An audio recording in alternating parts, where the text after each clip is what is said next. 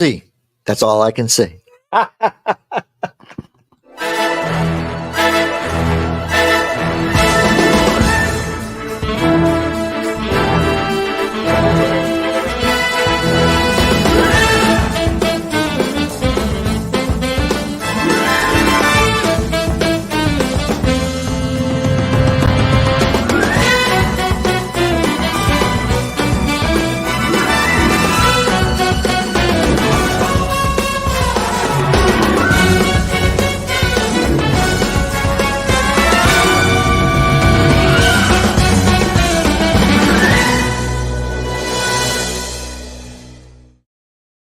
Welcome to another episode of You Can't Make This Shit Up.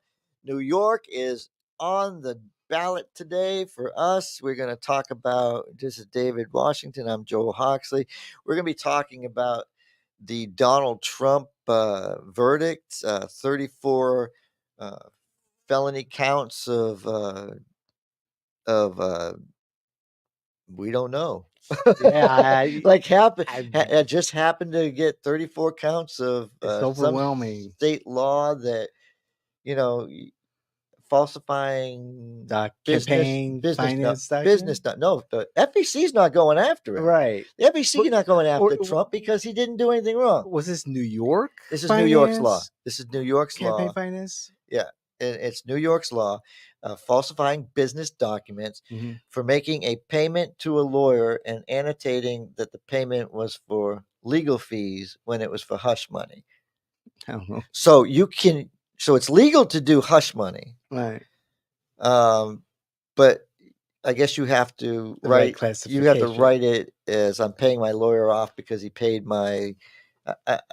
I didn't think there was a drop down for that. Like, I paid my lawyer, who was an idiot, and decided to mortgage his house to pay off a hooker, adult film star, and sex worker. She was working her sex. I mean, she was quite entertaining on the stand. I mean, she was very. I did not watch.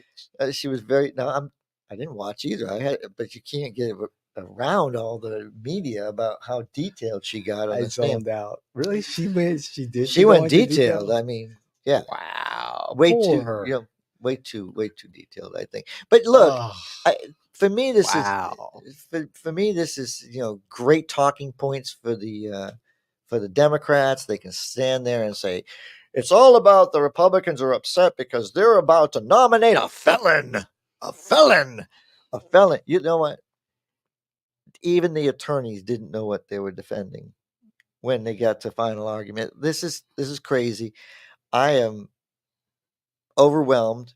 I think this is a badge of honor that he's going to wear because, again, I reckon back to the fact that when the debates happened, the president made a mistake when he came out with his initial, a big badass, challenge, and decided to debate, and then had to put that little hook in there. I know you're available on Wednesdays, because when you're being accused of using the DOJ as a weapon, right, and then you make some stupid comment like that, whoever your advisors are stupid, because you just fueled the fact that it won't go away now. Right. And that kind of thing is where you have to look at MPAs and those people that aren't on either side. And you say, well, if you get a felony conviction, if he becomes a felon, he'll lose a lot of support in the MPAs. But he's not if you can now convince them that the White House is going after him because he's Donald Trump. And New York has had all the time in the world to charge him with any of these crimes. And now that's my point exactly. All of a sudden, that's my point exactly. If he wasn't president, you wouldn't be doing anything to Donald Trump because Donald Trump is giving you plenty of tax dollars. If he hadn't moved out of New York, you wouldn't be giving him any trouble. Look, New York, you're a hypocrite. And you made my point exactly. For 5 decades, we have known Donald J. Trump. And we know how Donald J. Trump does business. So for 5 decades, none of this comes to trial. None of this comes to a court of law. And it is suspect. I see the point of view of people who are supporting the former president. This is suspect. And also the comment made by President Biden, I know you're free on Wednesdays. That was, I mean, it was a good jab. I like It that. was a good jab, but it's However, cringe. however, yeah, it's a politically cringe moment because again, it fuels the MAGA paranoia around their president being specifically targeted. And Democrats have to, liberals who are not fans of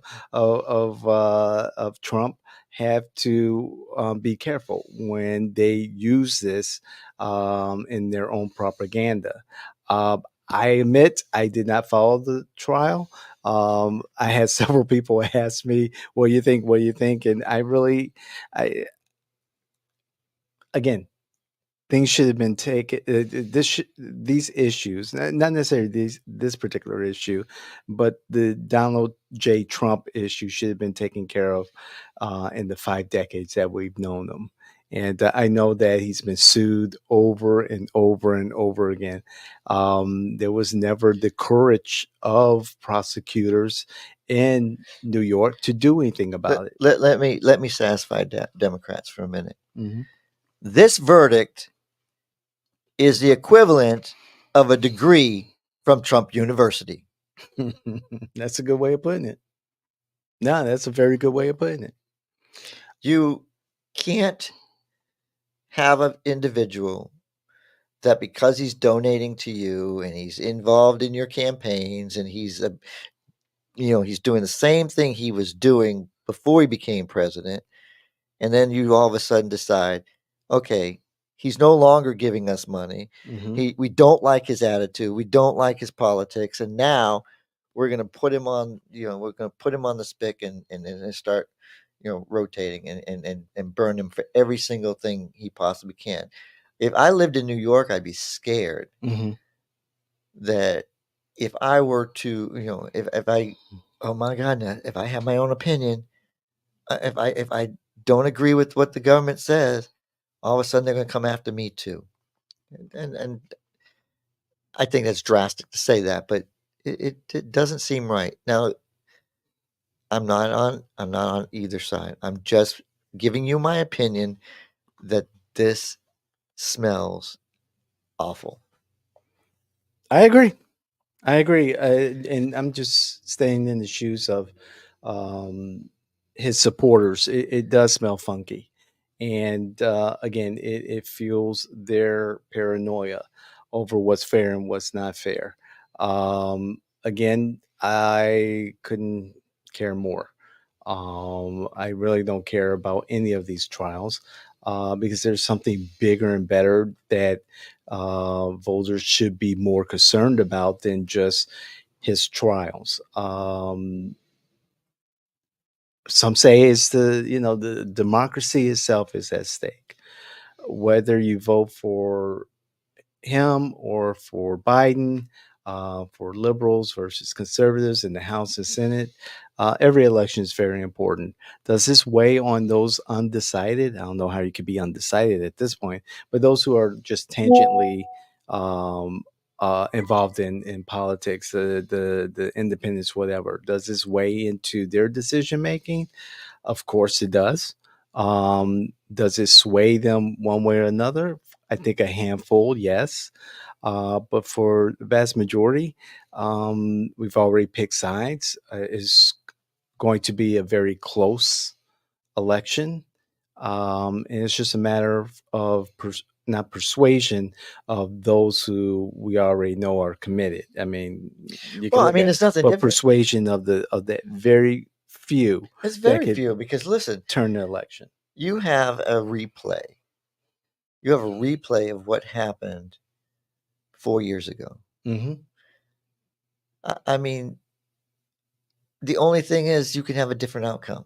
It's just like turning on a rerun.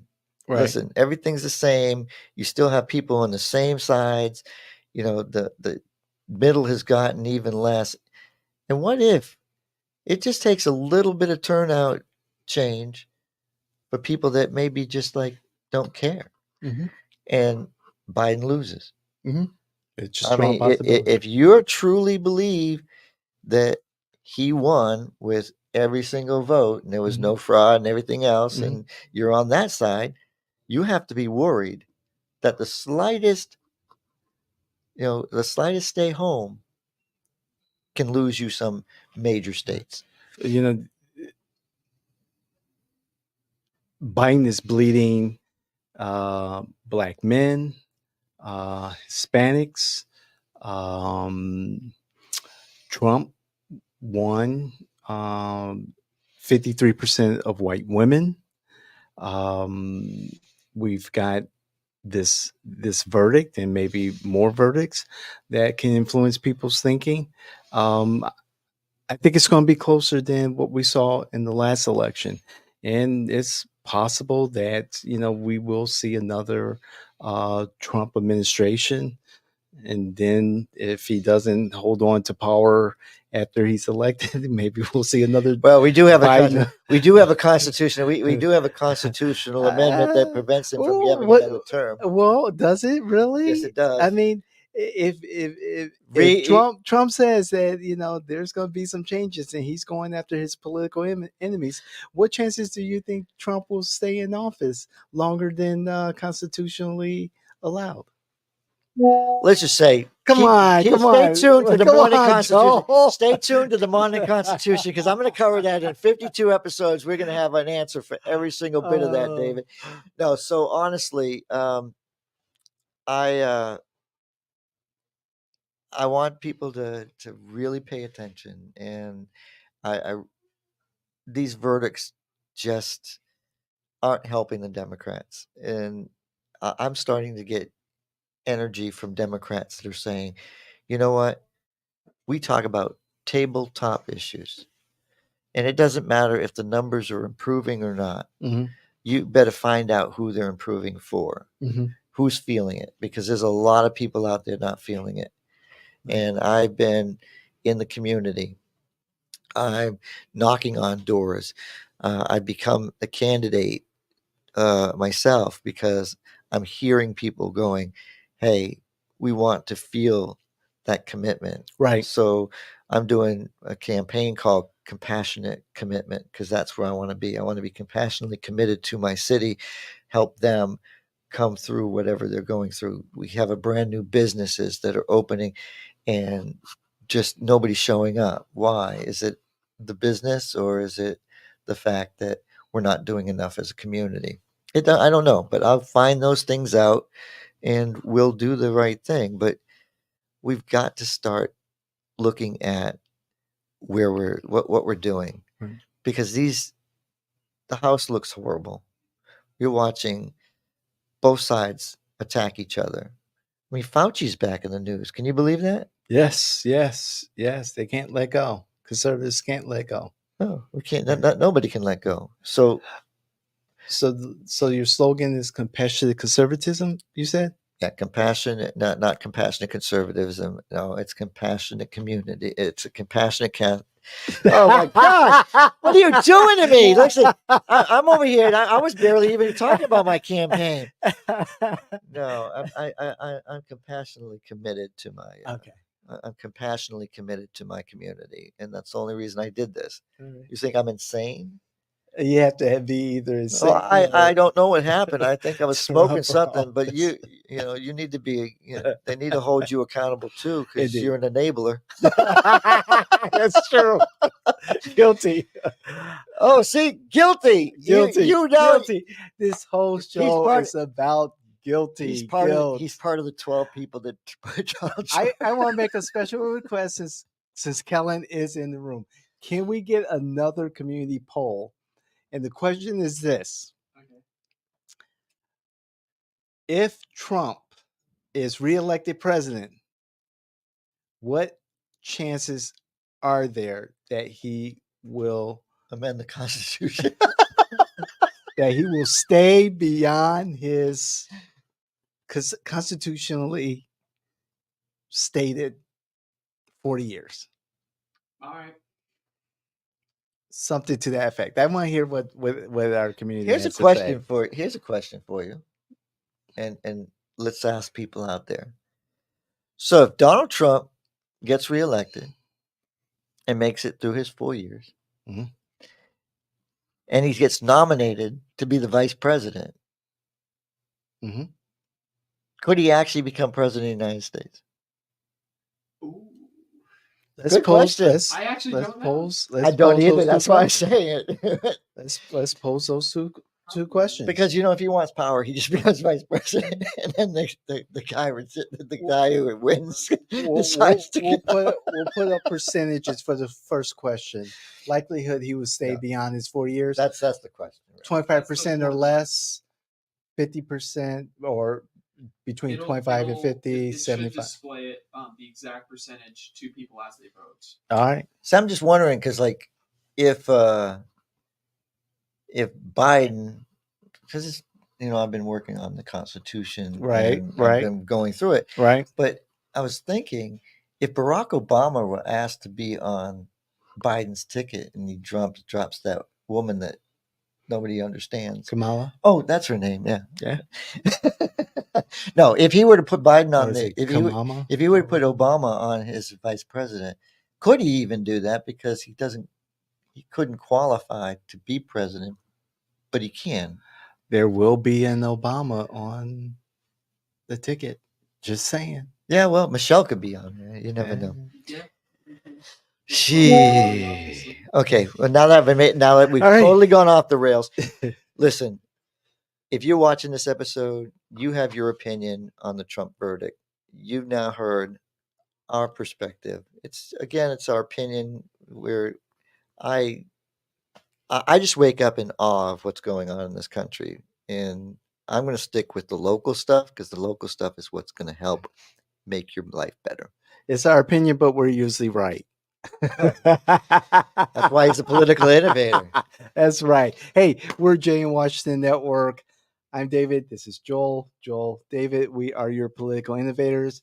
We have Kellen here. We have Danielle here.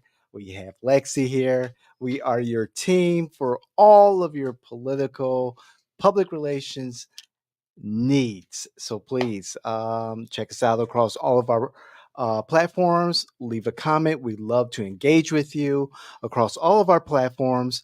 Bring your facts, not your feelings. And of course, this is You Can't Make This Shit Up. We thought David was wrong once, but we were just mistaken.